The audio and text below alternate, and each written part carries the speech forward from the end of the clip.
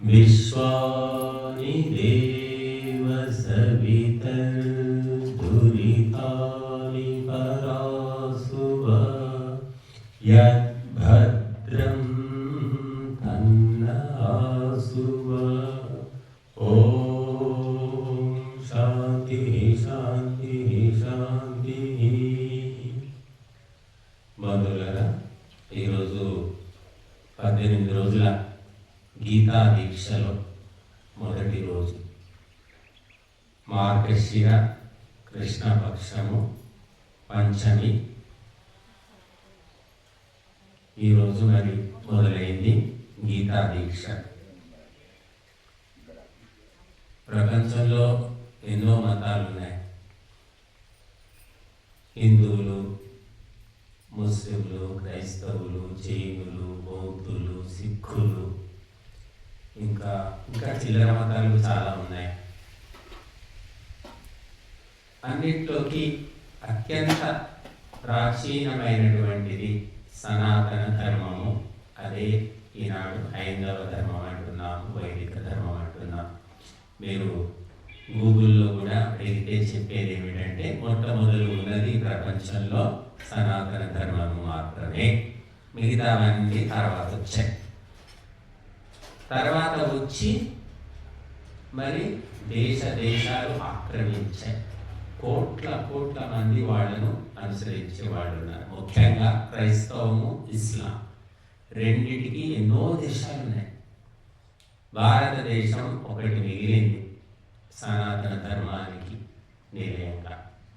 ఈ భారతదేశంలో కూడా ఎంతోమంది క్రైస్తవులు ఉన్నారు, ముస్లింలు ఉన్నారు. మొత్తం మనమే లేవు. 80% అంటున్నారు హిందువులు, 80% అంటున్నారు. మరి మిగతా వాళ్ళంతా రకరకాల మతాల వాళ్ళు ఉన్నారు. మరొకటి ఏమిటంటే, ఈ భారతదేశము జైన మతానికి, బౌద్ధ మతానికి, సిక్కు మతానికి మూలం. 3 మతాలు మన దేశంలోనే పుట్టాయి. ఒక క్రైస్తవం, ఇస్లాం మాత్రం మన దేశంలో పుట్టలేదు, విదేశాల్లో పుట్టాయి రెండు కూడా. మరి ఇంత గొప్ప చరిత్ర ఉన్నటువంటి మన దేశము, మన ధర్మం, సనాతన ధర్మం మొట్టమొదటి ఎందుకు వెనకపడి? ఇన్ని దేశాలు వ్యాపించిన క్రైస్తవము, ఇస్లాం మన దేశంలో కేవలం ఒక దేశానికి హైందవము పరిమితమైపోయింది. ఎందుకు అంటే, ఇది పాపము కాదు, శాపము కాదు, లోపము కాదు. మనుషుల యొక్క సోమరితనం, హిందువుల యొక్క సోమరితనం అని చెప్పవచ్చు. హిందువులు అంటే హిందువులు పండితులు, పీఠాధిపతులు, మఠాధిపతులు, గురువులు, స్వాములు, వీళ్ళ సోమరితనం. ప్రపంచం ఈనాటికి కూడా సెల్ ఫోన్లు వచ్చాయి, యూట్యూబ్లు వచ్చాయి, ఫేస్బుక్లు వచ్చాయి, వాట్సాప్లు వచ్చాయి. చీమ చిటుకు అంటే కూడా ప్రపంచం అంతా తెలిసే టెక్నాలజీ వచ్చింది. కానీ ఆ టెక్నాలజీని వాడుకొని హిందువులు ప్రచారం చేస్తున్నారు, ప్రపంచాన్ని ఉద్ధరించే కార్యక్రమం చేస్తున్నారు. ఏమి కనపడుతుంది మనకి ఎక్కడ? భారతదేశం నుంచి లక్షల మంది ప్రతి సంవత్సరము విదేశాలకు వెళుతున్నారు. దేనికోసము? ధర్మ ప్రచారానికి కాదమ్మా, పొట్ట నింపుకోవడానికి, బతకడానికి, ఉద్యోగాల కోసం, చదువుల కోసం, వ్యాపారాల కోసం వెళుతున్నారు. వాళ్ళు కాక పూర్తిగా భారతదేశాన్ని సిటిజన్షిప్, పౌరసత్వం వదిలిపెట్టేసి విదేశాల్లో సెటిల్ అయిపోతున్నారు కొన్ని లక్షల మంది. పార్లమెంటులో మన ప్రజాప్రతినిధులు చెప్తున్నారు, ఎన్ని లక్షల మంది ఈ దేశాన్ని ప్రతి సంవత్సరం వదిలిపెట్టేసి వెళ్ళిపోతున్నారు. పూర్తిగా వదిలిపెట్టి విదేశాల్లో సెటిల్ అయిపోతున్నారు. అంటే గతి లేని వాళ్ళు కాదమ్మా, లక్షాధికారులు, కోటీశ్వరులు.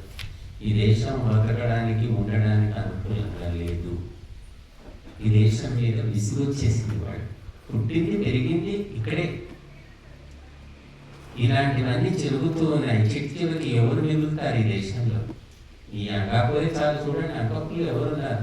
లేవ చాతగాని వాళ్ళు, ముసలి వాళ్ళు, రోగాలు వచ్చిన వాళ్ళు, ఎక్కడ వేరే చోట పోయి పని చేయలేని వాళ్ళు, చాతగాని వాళ్ళు మిగిలిపోయారు. అంత కాస్త బలము, శక్తి, బుద్ధి ఉన్నవాళ్ళు విదేశాల్లో ఉద్యోగాలు, చదువులు, వ్యాపారం. ఈ ఒక్క ఊరు అది నేను చెప్పేది. ఏ ఊరు పోయినా కథ ఇంతే. ఎందుకంటే మన దేశం యొక్క గొప్పతనం తెలియదు, మన ధర్మం యొక్క గొప్పతనం అసలే తెలియదు. సున్నా. కనీసం ఓంకారము స్పష్టంగా చెప్పగలిగే హిందువులు ఎంతమంది?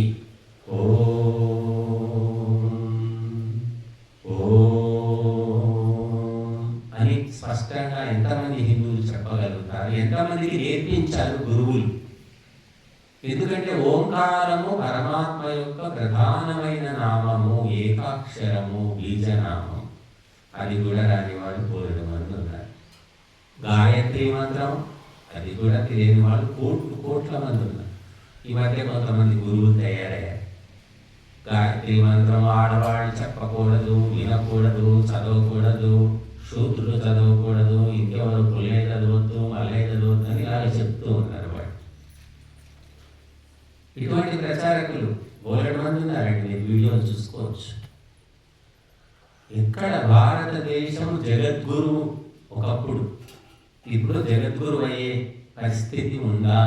లేకపోతే కారణం ఏంటి అంటే ఒకటే కారణం, మన ధర్మ గ్రంథాలు పక్కన పెట్టేస్తాం. మనం ఎవరు చదివేవాళ్ళు లేదు. రామాయణము, భారతము, భగవద్గీత, వేదాలు 11 ఉపనిషత్తులు, 4 వేదాలు, 4 ఉపవేదాలు, 6 దర్శనాలు. ఇంత సాహిత్యం ఏ మతంలో కూడా లేదండి. ముస్లింలకు ఖురాన్ ఒకటే, క్రైస్తవులకు బైబిల్ ఒకటే. కానీ మనకు ఎన్ని ధర్మ గ్రంథాలు? ఏ ఒక్కటి చదివినా చాలు. నన్ను అడిగితే మీరు అన్నీ చదవలేదని బాధపడాల్సిన వాళ్ళు లేదు. ఏ ఒక్కటి.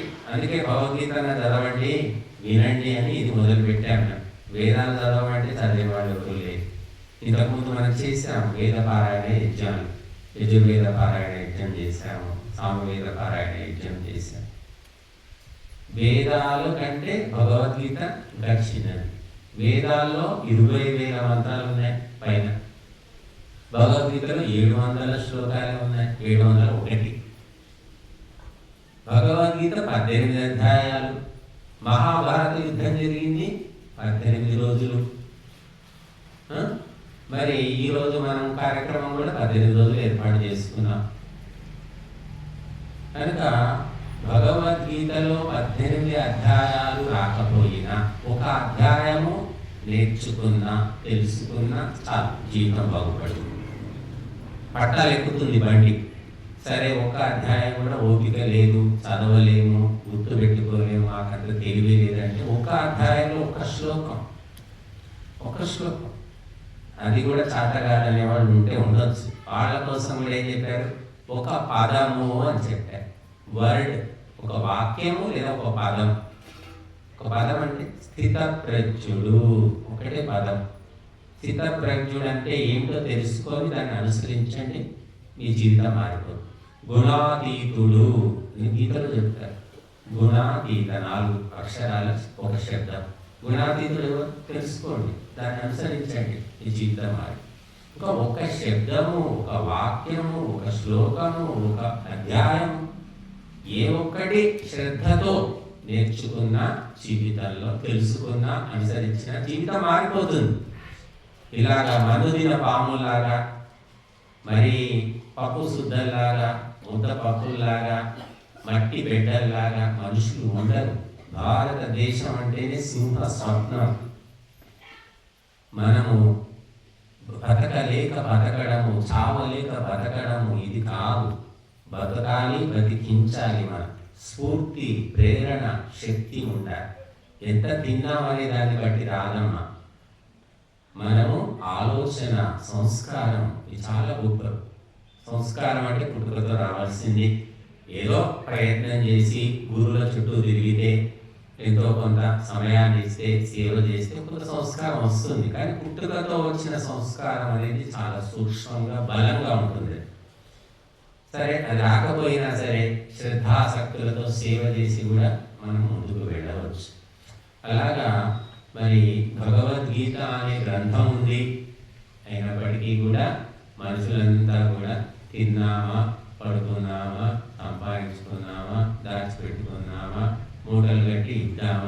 అంతే ఆలోచన ఉంది తప్ప ఇంతకు మించి ఆలోచన సంసారుల్లో మనకు కనిపించడం లేదు ఈనాడు. ఎందుకంటే మనిషి పుట్టుకతోటి 2 చేతులు, 2 కాళ్ళు, కడుపు, నోరు, మెదడు అన్నిటితో పుడుతున్నాడు. కాళ్ళు చేతులు ఏదో ఒకటి లేకుండా వికలాంగులు ఎవరో 1,00,000 పుడతారేమో. అందరికీ అన్ని ఇస్తున్నాడు భగవంతుడు. కానీ తల్లిదండ్రులు ఎలా మారిపోయారు? నా బిడ్డలకు నేను సంపాదించి ఇవ్వాలి అనుకుంటాడు తల్లిదండ్రులు. వాడి కాళ్ళు ఉన్నాయి, చేతులు ఉన్నాయి, మెదడు ఉంది. మరి వాడు తన జీవితాన్ని తను గడపగలుగుతాడు. నీ బతుకు ఏమిటంటే కుక్క బతుకు. వాడికి సంపాదించి మూటలు కట్టి ఇవ్వడం తప్ప నీ జీవితాన్ని బాగు చేసుకోవాలనే ఆలోచన నీకు రాదు. జీవితం బాగుపడాలంటే మనం గురువుల దగ్గరికి వెళ్ళాలి, ధర్మ గ్రంథాలు చదవాలి. పిల్లవాడి చదువైపోయింది, పెళ్ళి అయిపోయింది, ఉద్యోగం కూడా వచ్చింది, నెలకు ₹1,00,000, అయినా వాడిని పట్టుకొని వెళ్ళాడే వాళ్ళు బోలెడు మంది ఉన్నారు. సరే వాడు సెటిల్ అయిపోయాడు, మనకి ఎందుకు లేదు ఎత్తినొప్పి అని వదిలి ధర్మ మార్గాల్లో ఎంతమంది వస్తున్నారు చెప్పండి? ఎక్కడ మాకు అనిపించట్లేదు. మాకు తెలిసిన వాళ్ళే బోలెడు మంది ఉన్నారు. కుటుంబీకులు రిటైర్ అయిపోయారు, నెలకు 40,000, 30,000 పెన్షన్, తిని కూర్చుంటున్నారు. ఇల్లు వదిలి రండి అయ్యా, ధర్మ కార్యక్రమాల్లో పాల్గొనండి, సహాయం చేయండి, ఉండండి, కనీసం వెంట ఉండండి అంటే కూడా వచ్చేవాళ్ళు హిందువులో కనిపించట్లేదు. క్రైస్తవులు, మహమ్మదీయులు మాత్రం సంసారాలు వదిలిపెట్టి మరి పరిగెత్తుతున్నారు. వాళ్ళు భార్య పిల్లలు వదిలిపెట్టి రోజుల తరబడి వాళ్ళ క్యాంపుల్లో పాల్గొంటున్నారు. ఇంకా మత పిచ్చి నెత్తికి ఎక్కించుకుంటున్నారు. వాళ్ళు మనకు ఏ పిచ్చి లేదు, డబ్బు పిచ్చి తప్ప ఇంకే పిచ్చి లేదు. ఇక్కడ అర్జునుడు విషాద యోగంతో మొదలైంది మనకి భగవద్గీత. విషాదం అంటే ఏడుకొట్టు మొహాలు అంటాం కదా. మనం ఏడుకొట్టు మొహాలు ఎక్కువ. తనకు లేదని ఒక ఏడుపు, మందికి ఉందని ఇంకో ఏడుపు, ఏ జీవితం అంతా ఏడుపే. అలాంటి వాళ్ళు ఎక్కువ ఉన్నారు హిందూ సమాజం. అసూయ అంటారు దాన్ని. ఇక్కడ అసూయ ఉంటేనే ఏడుపు. అసూయ లేదనుకోండి, పక్కవాడు బాగుపడుతుంటే మనం పడవ చేసుకుంటాం, పక్కవాడు బాగుపడుతుంటే ఏడ్చే వాళ్ళు, దాన్ని అసూయ అంటారు. కాబట్టి విషాదము, దుఃఖము, శోకము అన్నిటికీ మూలం అసూయనే. కనుక హిందువులకు అసూయ ఎక్కువ. ఒకడు బాగుపడుతుంటే ఓర్చుకోలేదు. తను ప్రయత్నం చేసి తను బాగుపడవచ్చు కదా అంటే తను చేయడు, తన చేతగా తను తెలుసు. కానీ పక్కవాడు బాగుపడుతుంటే ఏడవడం, అన్న మీద తమ్ముడు, తమ్ముడి మీద అన్న, అక్క మీద చెల్లె, చెల్లె మీద, ఇవన్నీ కుటుంబాల్లో జరుగుతున్నవే. మనం తెలుసుకునేసరికి చాలా సమయం ఉంటుంది. మా తమ్ముడు ఇంత దుర్మార్గుడా, నన్ను ఎన్నుకుంటే వాడు ఇంత ఏడుస్తున్నాడా నా మీద, ఇంత కుట్ర చేస్తున్నాడా అని తెలుసుకునేసరికి సగం జీవితం చెప్తారు కొంతమంది. మీ తమ్ముడు ఇట్లా, మీ అన్న ఇట్లా. మా తమ్ముడు వాడు నేను చెప్పిన మాట వింటాడు, దేవుడు బుద్ధిమంతుడు, ఆహా ఓహా అంటారు. ఎప్పుడో నిజం బయటపడుతుంది. కాబట్టి మనమందరం కూడా అర్జున విషాద యోగము అర్జునుడికే రాలేదు, అందరూ అర్జునులే. శస్త్రాలు, అస్త్రాలు, ధనువు అన్నీ వదిలిపెట్టేస్తాడు అర్జునుడు. ఏడుస్తున్నాడు, బాధపడుతున్నాడు. అంతా బంధువులు, తాత, తండ్రి, మేనమామ, పినతండ్రి, బావమరిది, అంత బంధువులు. వీళ్ళని చంపడం ఏమిటి అంటే మనం కూడా చంపాలి. అర్జునుడు ఆనాడు వైరాగ్యంతో, విషాదంతో నేను చంపాలేని అన్నాడు. తర్వాత ఉపదేశం తర్వాత చంపేశాడు. మీరు కూడా ఈ 18 రోజుల ఉపదేశం తర్వాత చంపేయాలి మీ బంధువులందరినీ. ఎలా చంపాలి? కత్తి తీసుకొని కాదు, బాణాలు తీసుకొని కాదు, మీ మనస్సులో నుంచి వాళ్ళ పట్ల ఉన్న మోహాన్ని చంపేసేయాలి. అది చేయవలసి. మొట్టమొదటి అది జరిగితే తర్వాత అవన్నీ జరుగుతాయి. అర్జునుని హృదయంలో మోహం అనేది ప్రవేశించింది. నా బంధువులు, నా వాళ్ళు అందరికీ ఉన్నాడు. భారతీయులకు ఉన్నంత మోహము ప్రపంచంలో ఎక్కడ లేదనుకుంటాను. మరి విపరీత స్థాయిలో ఉందన్నమాట. ఇక విదేశాల్లో ఏదీ లేదు, వాళ్ళకి మోహము లేదు, ప్రేమ లేదు, కామము తప్ప ఇంకేమీ లేదు. చిన్న చిన్న పిల్లల్ని కూడా వాళ్ళు వదిలేసుకొని మళ్ళీ పెళ్లిళ్ళు చేసుకుంటారు. విదేశాలు 1 కాదు, 2 కాదు, 4, 5 చేసుకుంటారు.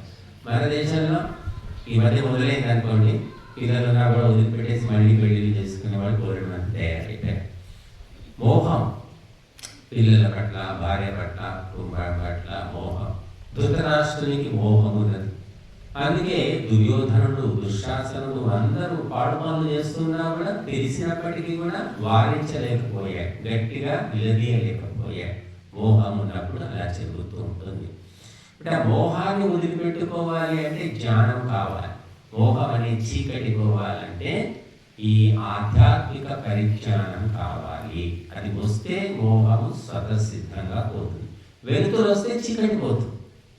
చీకటి పోగొట్టడానికి వేరే ఇంకేది కూడా పనికిరాదు. డబ్బు పనికిరాదు, అధికారము పనికిరాదు, అందము పనికిరాదు, ఏది పనికిరాదు. చీకటి పోవాలంటే వెలుతురు ఒక్కటి, దీపం వెలిగించు, అంతే. అలాగా ఈ మోహముతోటి భారతీయులంతా కృంగి కృషించి నశించిపోతున్నారు. ఎంత వయసు వచ్చినా వాడికి 50 ఏళ్ళు, కొడుకుకు 50 ఏళ్ళు, తండ్రికి 80 ఏళ్ళు, 70 ఏళ్ళు, ఇంకా నా కొడుకు అంటాడు. చూడండి తల్లికి మరీ మోహం. తల్లికి ఆ చచ్చిపోయే స్థితి, కొడుకు మంచం మీద ఉన్నా కూడా ఇంకా నా కొడుకు నాకనే ఆమె అల్లల్లాడుతూ ఉంటుంది. బట్ ఈ మోహం ఎందుకు పెరిగిపోయింది అంటే మనం ధర్మ గ్రంథాలు చదవడం లేదు, వినడం లేదు, ధర్మాచారాలను పాటించడం లేదు. ఆడంబరము, అట్టహాసం, ఆర్భాటం, ఈ మూడింటితోటి మనిషికి తెలివి అనేది రావడం లేదు. కాబట్టి ఇక్కడ అర్జునుడికి విషాదము కలిగింది అంటే అందరికీ కలిగింది. అర్జునుడు మేలుకున్నాడు, ఉపదేశం అయ్యాక మేలుకున్నాడు. మరి మీరంతా కూడా ఈ 18 రోజులు వస్తే, వింటే, పాల్గొంటే మీలో ఉన్న మోహం కూడా ఎంతో కొంత తగ్గిపోయి మేలుకుంటారని నేను కోరుకుంటున్నాను. మేలుకొలుపు, సుప్రభాతం కావాలి.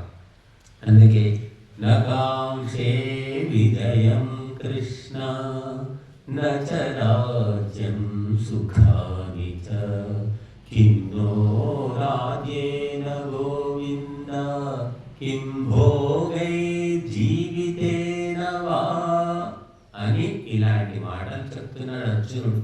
అందరూ చెప్తాం, ఎందుకు ఈ బతకడం, ఎందుకు ఈ సంపాదన ఏంటి, ఈ భార్య ఏంటి, ఈ పిల్లలేంటి, ఏంటి నెత్తినంతా కూడా ఎందుకు ఇందులో దిగాము, ఈ గుంటలో ఎందుకు దిగాము, అప్పుడు బుద్ధి లేకపోయింది అని వదిలిపెట్టి పోదామా, లేదా పోయి బావిలో దుగ్గుదామా, విషం తాగుదామా, లేదా వీళ్ళని చంపి నేను రావాలా, నేను చచ్చి వీళ్ళని వదిలిపెట్టాలా, ఇలాంటి ఆలోచనలు చాలామందికి వస్తూ ఉంటాయి. కష్టకాలంలో ఇబ్బంది పడ్డప్పుడు, అప్పులు ఎక్కువైనప్పుడు, వాడు వీడు తీసిపోయినప్పుడు, కష్టాలను దాటలేని పరిస్థితి వచ్చినప్పుడు ప్రతి మనిషిలో ఇలాంటి ఆలోచనలు వస్తాయి. పాడు బతుకు, జన్మ పాడు జన్మ అని అనిపిస్తూ, అలా కృష్ణ అర్జునుడు కూడా ఇక్కడ అదే చెప్తాడు శ్లోకంలో. నకాంక్షే విజయం అవసరం లేదు, నాకు రాజ్యం వద్దు, సుఖాలకు, ఈ భోగాలకు, ఈ జీవితం ఏమీ వద్దు, అసలు ఈ చంపడం ఎందుకు, చంపిన తర్వాత ఈ నెత్తుకి కూడా నాకేందుకు, అసలు బంధువులను చంపడం ఏంటి, అసలు వీళ్ళంతా చిన్నప్పటి నుంచి నాకు పరిచయం ఉన్నవాళ్ళు, వీళ్ళను నేను ఎలా చంపాలి అని చాలా బాధపడతాడు. మరి అర్జునుడు మామూలు వ్యక్తే, గురుకులంలో చదువుకున్నాడు, క్షత్రియుడు, అందులో గృహస్థుడు, విద్వాంసుడు, మరి చదువు లేని వాడేగా, ఎన్నో యుద్ధాలు చేసిన వాడు. ఇదే మొదటి యుద్ధం ఆయనకు, బోలెడు యుద్ధాలు చేశాడు, గెలిచాడు. అన్ని అయినప్పటికీ కూడా ఒక దుర్ముహూర్తంలో ఆయనను మోహం అనేది జాగృతం అయ్యింది. ఎంతోమంది బుద్ధిమంతులు, విద్వాంసులు, పండితులు కూడా చెప్తారు ఉపన్యాసాలు, సందర్భం వచ్చేసరికి వాళ్ళే ఏడుస్తూ ఉంటారు, చూస్తాం మనం కూడా. కాబట్టి ఈ మోహం అనేది అర్జునుడిలో ప్రవేశించి అధార్మికులైన వ్యక్తులను నిర్మూలించాలి అనే కర్తవ్యాన్ని వదిలిపెట్టేసి, అందరూ కూడా అంతే. ఇప్పుడు చాలామంది 99 మంది కొడుకు అధార్మికుడు, కోడలు నీతి లేనిది, కూతురు అలాంటిది అని తెలుసు. ఎవ్వరికి మంచి లక్షణాలు లేవు, ధార్మికులు కాదు. అయినా నేను సంపాదించిన మూటలు వాళ్ళకే ఇస్తా అని ఫిక్స్ అనమాట. ఇక వాడు తాగుపోతాయా, నీ కొడుకు దొంగతనం చేసిండు, పోలీసులు పట్టుకో పోతాడు, వీడు పోతాడు, డబ్బులు కడతాడు, ₹1,00,000 పోలీసుల నుంచి విడిపించుకొచ్చుకుంటాడు, మళ్ళీ కోర్టు చుట్టూ తిరుగుతాడు. మోహము, ఎంత మోహం అసలు. మీరు పేపర్లో చూస్తుంటారు, నడి బజార్లో అమ్మాయి మీద లైంగిక దాడి, అంటే ప్రేమించలేదని ఆ ప్రేమోన్మాదులు యాసిడ్ పోయడమో, కత్తితో చంపేయడమో చేస్తే ఆ కొడుకు కోసము తల్లిదండ్రులు కోర్టు చుట్టూ తిరిగేవాడు 2 మంది ఉన్నారు. ఇది భారతదేశం యొక్క పరిస్థితి. నీచుడు నీ కొడుకు ఒక అమ్మాయి జీవితాన్ని నాశనం చేశాడు, నడి బజార్లో చంపేశాడు, నిర్దయుడు, క్రూరుడు. అయినా కూడా నా కొడుకు ఎందుకు చంపాడు? వాడు అమ్మాయి ఏమనిందో, ఎంత రెచ్చగొట్టిందో, అదే గుట్టలో వేసుకుంది, మరి దురపాటు చేసింది, ఇలా వాళ్ళు చెప్పుకుంటారు. వాళ్ళు చెప్పుకుని వాళ్ళకు ఉంటుంది. ఆ రకమైన వ్యక్తులు భారతదేశంలో కుప్పలు తెప్పలుగా ఉన్నారు, మోహగ్రస్తులు అంటారు. ఇలాగా అర్జునుడికి కూడా మోహం, నా కొడుకు, నా తాత, నా తండ్రి, నా గురువులు, నా బంధువులు, నా సంబంధువులు, నా బావమరిది, నేనేం యుద్ధం చేయను, అవసరం లేదు, బిచ్చం ఎత్తుకోనైనా తింటా అంటాడు. ఇదే భగవద్గీత. ఎందుకు వీళ్ళనంతా చంపడం? మనకు ఆ పరిస్థితి లేదండి, మనకు యుద్ధాలు చేసే పరిస్థితి ఏమీ లేదు.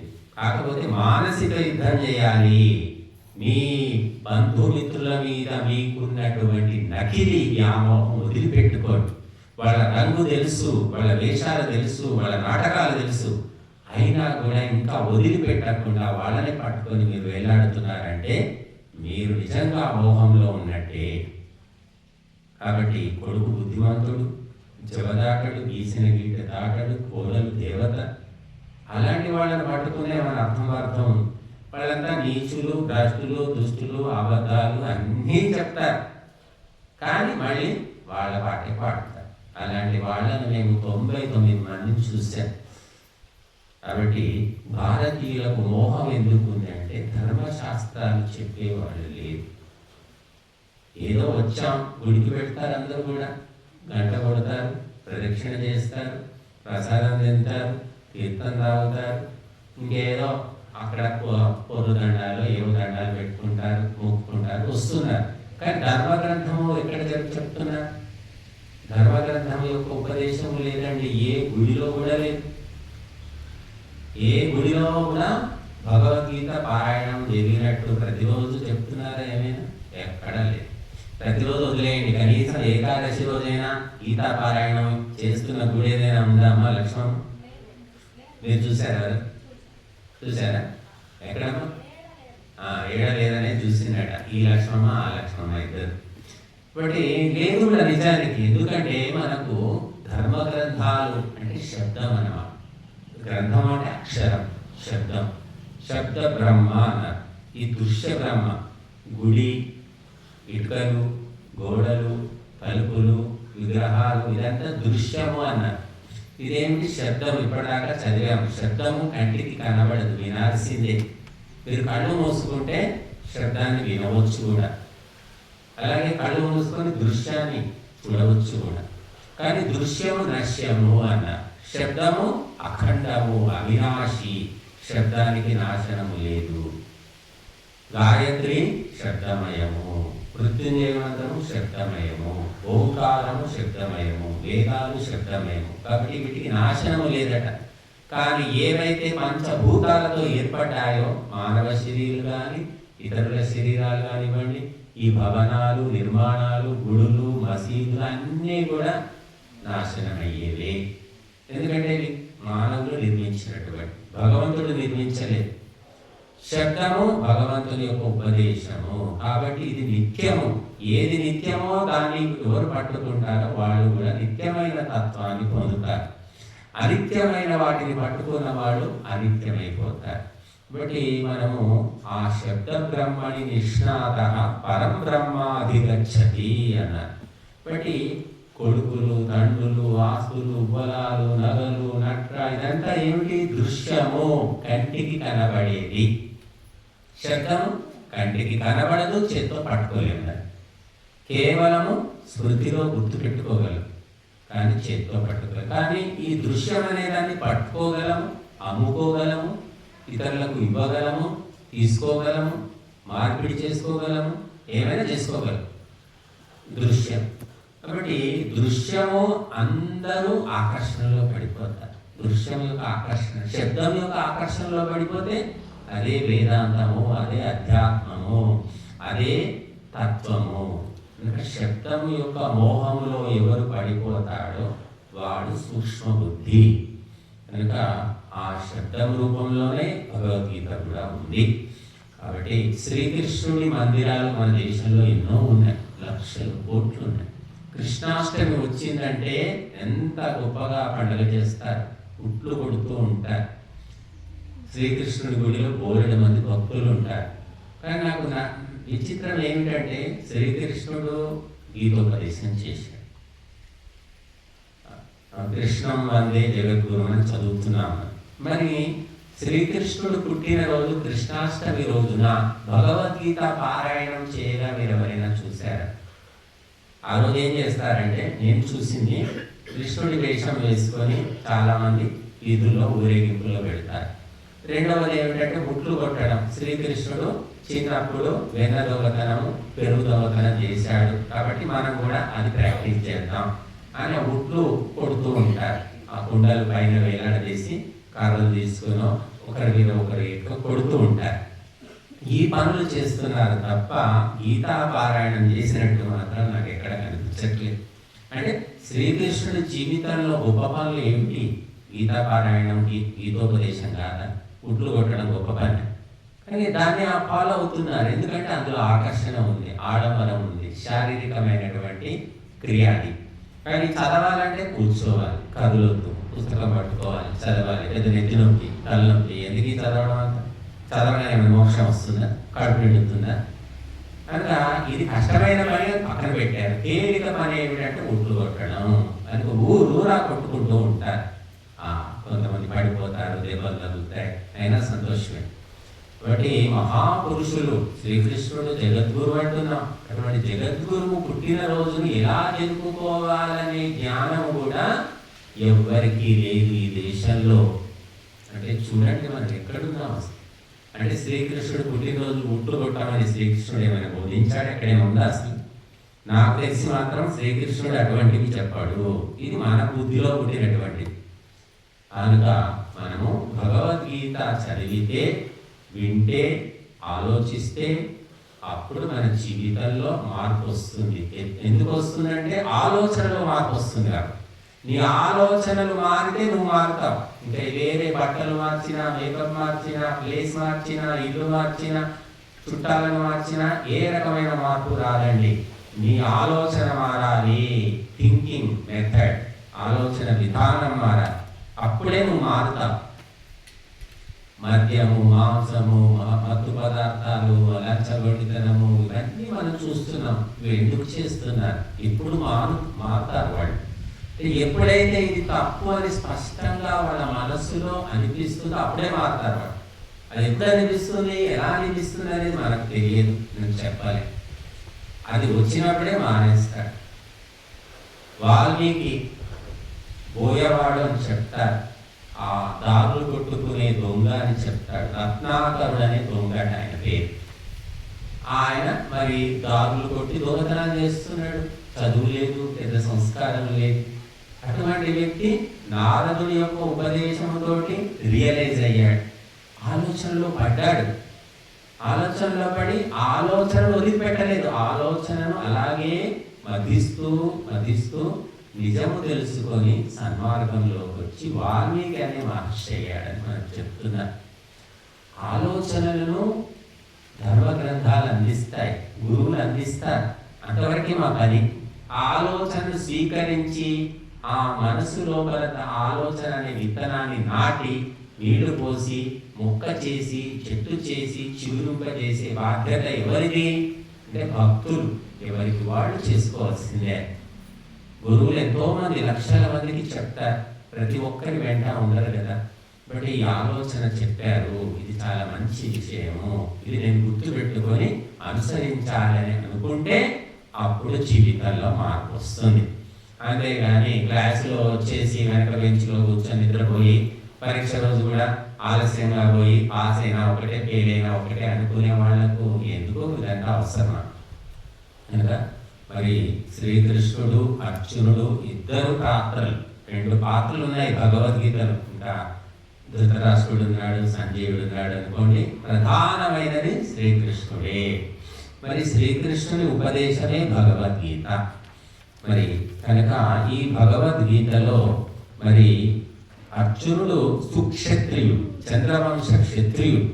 ఆయనకి ఎందుకు వచ్చింది మోహము అంటే, ఎందుకు వచ్చింది. ఆయన రావడం కూడా మంచికేనేమో, మనమందరం కూడా ఇది తెలుసుకోవడానికి వినడానికి ఒక అవకాశం దొరికింది కదా. ఆ కృష్ణుడికే మోహం కలగకపోతే అర్జునుడికే మోహం కలగకుంటే కృష్ణుడే ఉపదేశించకుంటే ఈ భగవద్గీత ఉండేది కాదు కదా. ఉంది కాబట్టి మనం చదువుతున్నాం. మరి ఎందుకో అందుకు వచ్చింది, ఉన్నది, చదవడం వల్ల మంచి జరుగుతుంది అని మనం అనుకోవాలి. ఇంకా మహాపురుషులు ఏది చేసినా కూడా, వారు తప్పు చేసినా ఒప్పు చేసినా దాని నుంచి మనం పాఠం నేర్చుకోవచ్చట. సామాన్యుడి నుంచి నేర్చుకునేది ఏమీ లేదు. ఇంకా మొదటి అధ్యాయము విషాద యోగము ఉంది మనకు. ఇందులో అన్నీ కూడా అర్జునుడు చాలా ఒక సామాన్య మానవుడిలాగా చాలా దిగజారిపోయి మాట్లాడుతూ ఉంటాడు. సీదంతి మమ గాత్రాణి, నా ఈ గాత్రాన్ని అంటే అవయవాలన్నీ కూడా శిథిలమవుతున్నాయంటే జారిపోతున్నాయి. అవయవాలన్నీ జారిపోతున్నాయి. బంధువులు మిత్రులు వీళ్ళందరినీ చూసుకున్నంతా నాకు తెలిసిన వాళ్ళు, చిన్నప్పటి నుంచి నన్ను పెంచారు, పెద్ద చేశారు, ముద్దు మురిపాలు చూసుకున్నారు, నా మంచి కోరుకున్నారు. వీళ్ళందరినీ చంపడం ఏంటి అసలు? వీళ్ళ మీద అస్త్రశస్త్రులు, గురువు ద్రోణాచార్యుడు అశ్వత్థామ వీళ్ళ చంపడం ఏంటి అసలు? వీళ్ళతో యుద్ధం చేయడం ఏంటి? గెలుస్తాను తర్వాత విషయం అని ఈ విధంగా సీదంతి మమ గాత్రాణి, అవయవాలన్నీ జారిపోతున్నారు. ముఖం చ పరిశుష్యతి, ముఖం వెళ్ళిపోతుంది. ముఖం అంటే రెండు అర్థాలు ఉన్నాయండి సంస్కృతాలు.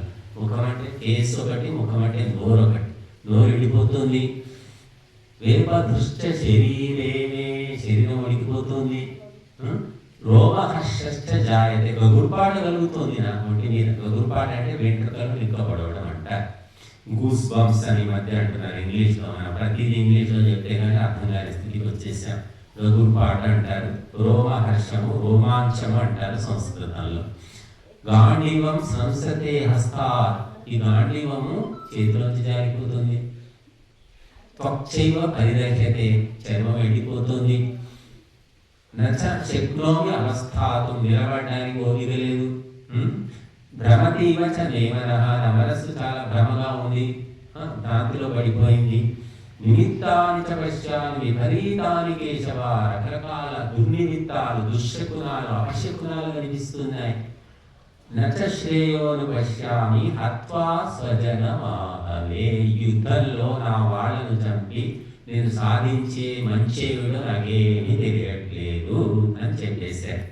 చాలామంది అంతే, భార్యను పిల్లల్ని బంధువులను వదిలిపెడితే ఏంటి వీళ్ళు ఉంటే బాగుంటుంది కదా, వాడు సహాయం చేస్తారు, ప్రేమ చేస్తారు, మంచి చెడు చూసుకుంటారు, అడ్డం పడితే వాడు వస్తాడు, బామ్మది వస్తాడు, బావ వస్తాడు, ఇలా అన్ని లెక్కలు వేసుకొని ఇల్లు వదిలిపెట్టాలంటే వదిలిపెట్టబుద్దిగా. అన్నిటికంటే ముఖ్యంగా ఏమిటంటే ఇంట్లో రకరకాల సుఖాలు, రకరకాల వంటలు వండి పెడతారు, రుచికరమైన వంటలు. ఎప్పుడంటే అప్పుడు పడుకోవచ్చు, ఎప్పుడంటే అప్పుడు లేవచ్చు. ఈ ఆశ్రమం వస్తే ఏం పాడైంది ఇక్కడ? ఏదో ఉప్పు కారం తక్కువ వేసి వండుతారు, ఉల్లి వెల్లుల్లి అసలే ఉండవు. ఏముంది వంటలు దిక్కు లేక, ఏదో గతి లేక ఆకలినందుకు తినాలి తప్ప. ఇంట్లో అయితే ఎన్ని రుచులో ఏది అనుకుంటే అది తెచ్చుకోవచ్చు. స్విగ్గీ, జొమాటో ఇప్పుడు వండుకునే ఉపయోగలేకపోతే అవి కూడా తెచ్చుకోవచ్చు. ఈ విధంగా బంధుమిత్రుల వల్ల వచ్చే లాభాలను గుర్తు తెచ్చుకొని వదిలిపెట్టాలని అనుకోరట సంసారులు. కానీ ఎవరికైతే తత్వము తెలిసిందో, వైరాగ్యం వచ్చిందో, వాడు అన్నీ వదిలిపెట్టి వీళ్ళకంటే భగవంతుని నమ్ముకుంటే వచ్చే లాభము ఎక్కువ అని తెలుసుకుంటాడు. అందుకని ఈ చిల్లర అంతా వదిలిపెట్టేసి 2000 రూపాయల నోట్ ఒక్కటే పట్టుకుంటాడు. మనం ఏంటంటే 5 పైసల బిళ్ళలు, 10 పైసల బిళ్ళలు, రూపాయి బిళ్ళలు ఉన్నాయి కదా. ఇప్పుడు 5 పైసలు 10 పైసలు చెరట్లేదు అనుకుంటా. ఇప్పుడు పావల కూడా ఉందో పోయింది, దాన్ని కూడా హత్య చేసేసాం, 1 రూపాయి మిగిలింది. అదే ఈ చిల్లర బంధువుల మీద వ్యామోహంతో ధర్మం నమ్ముకుంటే ఏమొస్తుంది? ఏమీ రాదు. దుఃఖము, బాధలు, కష్టాలు, పీడలు తప్ప ఏమీ లేదు. ఎందుకంటే మన వాళ్ళు అలా చెప్పి పెట్టారు. మన సత్యహరిశ్చంద్రుడు ఏం నమ్మదు? ఆయన జీవితం ఏమైనా బాగుపడిందా? సత్యం చెప్పినందుకు ఏమైనా మంచి జరిగిందా? ఇవన్నీ కథలు విన్నాక ఎవడైనా సత్యం చెప్తాడు? ఏం ధర్మరాజు? ధర్మం పాటిస్తే ఏమైంది? జీవితం అంతా 13 ఏళ్ళు అరణ్యవాసం, అజ్ఞాతవాసం. ఎవరు బాగుపడ్డారు? మనం ఏం చెప్పొద్దు, సత్యం చెప్పొద్దు, ధర్మం నడవద్దు. ఇటువంటి ఆలోచనలు ముందే తయారై సిద్ధంగా ఉన్నాయి. కాబట్టి ధర్మోపదేశం వల్ల ధర్మం పట్ల ఆసక్తి కలగాలి కానీ ధర్మం పట్ల వైముఖ్యము వ్యతిరేకత రాకూడదు. కానీ వచ్చింది, మన పండితులు అలా చేసి పెట్టారు. పరిమాణ కథలని చెప్పేసి ధర్మ మార్గంలో పోవడం అంటేనే వేస్ట్, టైం వేస్ట్, జీవితం వేస్ట్ అనే స్థితికి తీసుకొచ్చారు. వాడు పోయింది లేదు, చేసింది లేదు, ఏవో కథలు చెప్పేసి వ్యతిరేకత అనేది ఏర్పరిచారు. కానీ నాకు తెలిసి నేను నా జీవితంలో కానీ నా చుట్టుపక్కల ధర్మాన్ని నమ్ముకున్న వాళ్ళ జీవితాల్లో కానీ నాకు గమనిస్తే అందరికంటే శాంతిగా సుఖంగా ఉన్నది ఎవరు అంటే ధర్మాన్ని నమ్ముకొని ఆచరిస్తున్నవారు. ఊరికే ధర్మ ఉపన్యాసాలు చెప్తున్న వాళ్ళు కాదమ్మా, ధర్మ ప్రకారం నడిచేవాడు, చెప్పడమే కాకుండా చేసేవాళ్ళు అన్నమాట. వాళ్ళు సుఖంగా ఉన్నారు. ఎన్ని కష్టాలు ఇబ్బందులు గత జన్మల ఫలం వల్ల కావచ్చు, ఈ జన్మ వల్ల కావచ్చు, ఏదైనా కావచ్చు, ఎటువంటివి వచ్చినా కూడా తట్టుకొని వాళ్ళు ఉండగలుగుతున్నారంటే వారు ధర్మాన్ని అనుష్ఠానం చేస్తున్నారు కాబట్టి అని నాకు అనిపించింది. నేను గమనించినంత వరకు కూడా నేను కూడా ఈరోజు ఇక్కడ మాట్లాడుతున్నాను అంటే కారణం ఏంటంటే మాకు తెలిసిన ధర్మాన్ని ఎంతో కొంత మేము ఆచరిస్తున్నాం కాబట్టి మేము మాట్లాడగలుగుతున్నాము, ఉన్నంతలో ఆరోగ్యంగా ఉన్నాం. కాబట్టి ధర్మాన్ని అనుసరిస్తే నష్టము కష్టము తప్పదు అనే భావన హిందువులకు 90% మందికి ఏర్పడి చివరికి ఎటువంటి స్థితికి వచ్చారంటే మద్యము తాగకపోతే మాంసం తినకపోతే కూడా వాడు పరమ దుర్మార్గుడు, నీచుడు, భ్రష్టుడు, పిసినారి, బతకలేని వాడు అనే స్థితికి మన బుద్ధి చేరిందన్నమాట. అంత దిగజారిపోయాయి. ఏమైనా ఈ ధర్మోపదేశాలు గురువులు ఏమయ్యారు, ధర్మగ్రంథాలు ఏమయ్యాయంటే వాటిని ఏ విధంగా గ్రహించాలో అలా గ్రహించకపోవడం వల్ల ఈ వ్యతిరేక భావనలు వచ్చాయి. కాబట్టి ఇక్కడ అర్జునుడు కూడా అలాగే ఈ బంధుమిత్రులందరినీ చంపి సాధించేదేమిటో నాకేమీ తెలియడం లేదు అంటున్నాడు మోహం లోపల. కాబట్టి మనము అటువంటి ఆ అర్జునుడికి శ్రీకృష్ణుడు మరి ఎంతో ఉపదేశం చేయాల్సి 17 అధ్యాయాలన్నీ ఉపదేశమే ఉంది. ఒక అధ్యాయం మాత్రమే అర్జునుడు బాధపడడం, ఏడవడం, నా బంధువులు, నా మిత్రులు అంటే అర్జునుడి యొక్క ఆవేదన అంతా మొదటి అధ్యాయంలో మనం చూస్తాం. అక్కడ కృష్ణుడు పెద్దగా ఉపదేశం చేసింది ఏమీ లేదు. మిగిలిన 17 అధ్యాయాలు ఉపదేశం చేశారు. కాబట్టి మనము ఈ దుఃఖాన్ని పొందకుండా ఎవరు ఉండరు. ప్రతి ఒక్కరికి దుఃఖం. అసలు శాస్త్రకారులు ఏం చెప్పారంటే జన్మ దుఃఖం, జరా దుఃఖం, వ్యాధి దుఃఖం, పునః పునః సంసార సాగరం దుఃఖం తస్మా జాగ్రత్త జాగ్రత్త. మొత్తం దుఃఖమే. పుట్టి ఏడ్చుకుంటూనే పుడతాం. ఏడవకుంటే కూడా వాళ్ళు డాక్టర్లు ఏదో చేస్తారట, ఏడ్చేటట్టు చేస్తారు. పుట్టగానే ఏడవాలి, ఏడవకపోతే అదొక దుర్లక్షణం. ఏడ్చుకుంటూ పుట్టి ఏడిపిస్తూ పెరిగి చచ్చాక కూడా మరి ఏడిపించుకుంటూ చచ్చిపోతారు. అంటే జీవితం అంతా ఏడుపే. కానీ మహాపురుషులు మాత్రము వాడు పుట్టినప్పుడు ఏడుస్తారో లేదో మనకు తెలియదు, కానీ వారి జీవితం అంతా సంతోషంగా నవ్వుతూ ఉండి అందరి దుఃఖాలను పోగొట్టి అందరి కష్టాలను పోగొట్టి చనిపోయేటప్పుడు కూడా చిట్ట చివరికి ఏదో ఒక మంచి పని చేసే వాళ్ళు చనిపోతారు. అయ్యో పోయాడని అందరూ ఏడుస్తారు. మహాత్ములు పోతేనేమో అందరూ ఏడుస్తారు, దుర్మార్గులు పోతే అందరూ పండుగ చేసుకుంటారు. కాబట్టి ఈ దుఃఖం అనేది మనిషి జీవితంలో ఇష్టం ఉన్నా లేకపోయినా మనల్ని పట్టుకొని నీడలాగా వెంటాడుతూ ఉంటుంది. అందుకని జాగ్రత్త, మేలుకో మేలుకో అంటున్నాడు శంకరాచార్యుడు. నువ్వు ఇప్పుడు దుఃఖం లేదు, నాకు అన్ని సుఖాలు ఉన్నాయని భ్రమలో ఉన్నావు నువ్వు. కానీ ఒక రోజు భయంకరమైన దుఃఖం వచ్చి నీ నెత్తి మీద పడుతుంది. అప్పుడు ధర్మం ఎక్కడ, దేవుడు ఎక్కడ, స్వర్గం ఎక్కడ, గురువులు ఎక్కడ అని వెతకాల్సి వస్తుంది. మీరు కాశీ కానీ హరిద్వార్ కానీ వెళ్ళి చూడండి, అక్కడ అంతా విదేశీయులే ఉంటారు. మన వాళ్ళు ఊరికే ఆ దర్శనానికి వెళ్తారు తప్ప విదేశీయులు వచ్చి అక్కడ ఆశ్రమాల్లో రోజుల తరబడి ఉండి ఉపదేశాలు వినడము, సాధన చేయడము చేస్తూ ఉన్నారండి. మన వాళ్ళకి కేవలం కాశీ పోతే దర్శనం చేసుకోవాలి, హరిద్వార్ పోతే దర్శనం చేసుకోవాలి, అయిపోయింది. ఉపదేశాలు ఎవరికి కావాలి, ఉపదేశాలు వింటే సంసారాలు సాగవు, ఇలాంటి ఆలోచన ఉంటుంది. వాళ్ళేమో కోట్ల రూపాయల ఆదాయాలు వదిలిపెట్టుకొని మరి వాళ్ళు గురువుల దగ్గర చేరి ఉపదేశాలు పొందుతూ ఉన్నారు. ఎందుకంటే సుఖం ఎక్కువైపోయింది. రకరకాలైనటువంటి భోగాలు అనుభవించి విసిగెత్తిపోయారు వాళ్ళంతా. ఎన్ని రకాల సుఖాలు అన్నీ ఉన్నాయి అమెరికా కానీ ఆస్ట్రేలియా కానీ ఎక్కడైనా. కానీ మనకి ఏమిటంటే ఈ మధ్య కొంచెం జ్ఞానం వచ్చింది మనకు, ఈ మధ్య సుఖాలు పొందుతున్నాం. కాబట్టి ఇప్పుడిప్పుడే సుఖాలు పొందుతుంటే వదిలిపెట్టమంటే ఇప్పుడు వదిలిపెడతాడు.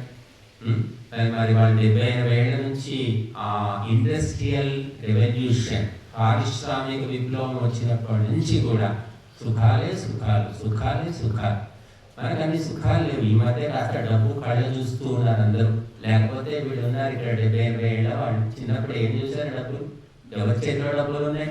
ఒడ్లు ఇస్తే వాడు బియ్యమో పప్పులో లేకపోతే కూరగాయలో పండ్లు ఇచ్చేవాడు. డబ్బులు ఇచ్చి ఎవరు కొనుక్కునేవాళ్ళు కాదు. మేము కూడా చిన్నప్పుడు వడ్లు ఇచ్చేసి ఆ వస్తువులు కొనుక్కునేవాడు. మరి ఇప్పుడు డబ్బు డబ్బు డబ్బు డబ్బు డబ్బుతోటే, వస్తువుతోటి వస్తు మార్పిడి అనేది లేకుండా పోయింది. కాబట్టి ఈ సుఖాలన్నీ ఈ మధ్యనే కళ్ళ చూసిన తర్వాత ఎవరు వదిలిపెడతారు? ఎవరు వదిలిపెట్టారు? అందుకే భారతీయులు ఇప్పట్లో వదిలిపెట్టేటట్లేదు. విదేశీయులు మాత్రం మొహవెత్తిపోయింది వాడు.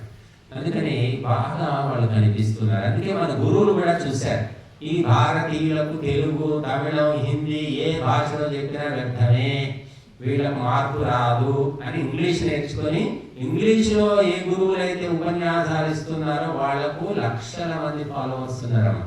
తెలుగులో చెప్తే ఇంతే మంది, కానీ ఇంగ్లీష్లో చెప్పిన వాళ్లకు వరల్డ్ వైడ్గా ఫాలోయింగ్ ఉంది. కోట్ల డబ్బులు వచ్చి పడుతున్నాయి. వాళ్ళకు మెయింటైన్ చేసుకోలేక చస్తున్నారు వాళ్ళు. ఒక్కొక్కరికి 20 కార్లు, 10 కార్లు, 100 ఎకరాలు. ఇంగ్లీష్లో చెప్తేనే అవన్నీ వస్తాయి, తెలుగులో చెప్తే రావు.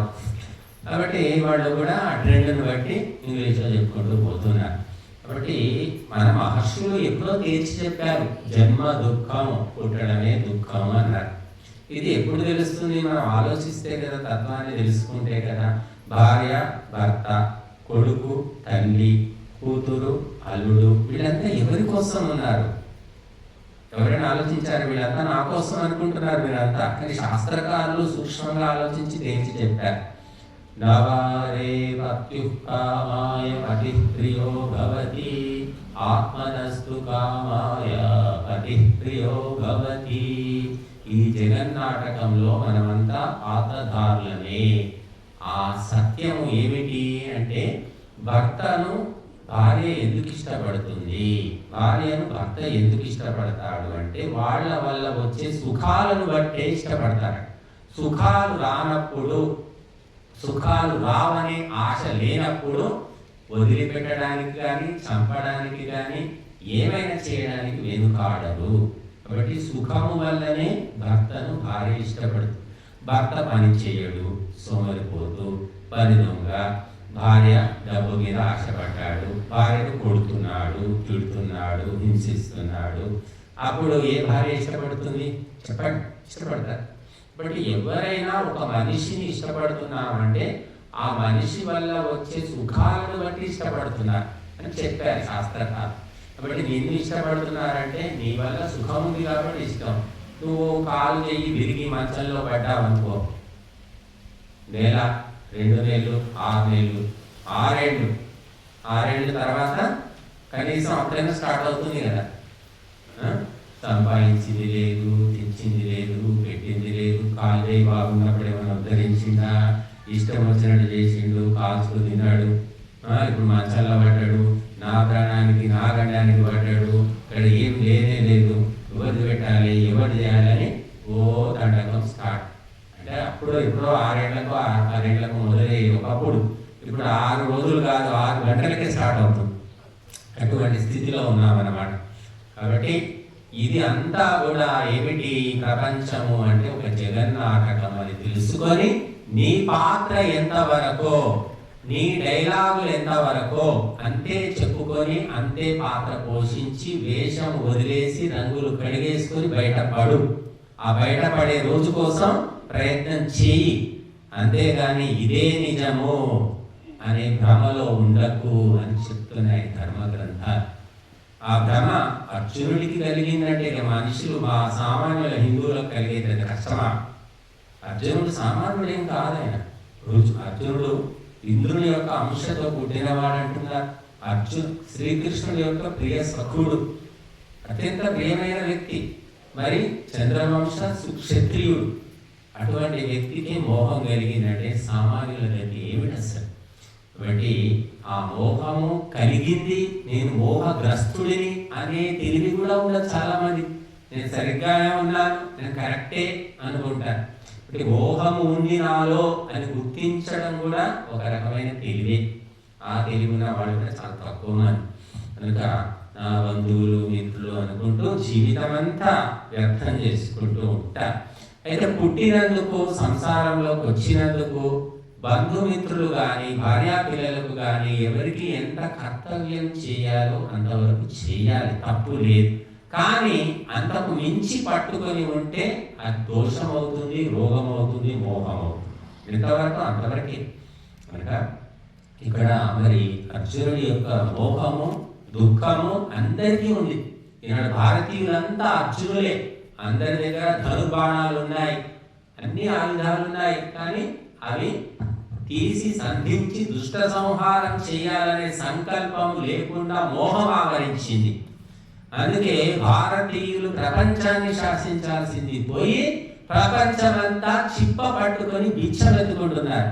నాకు ఉద్యోగం ఇవ్వు, నాకు వ్యాపారం ఇవ్వు, నన్ను పనిలో పెట్టుకో, నన్ను కాపాడు, రక్షించని ఊరూరు దేశము తిరుగుతున్నారు భారతీయులు.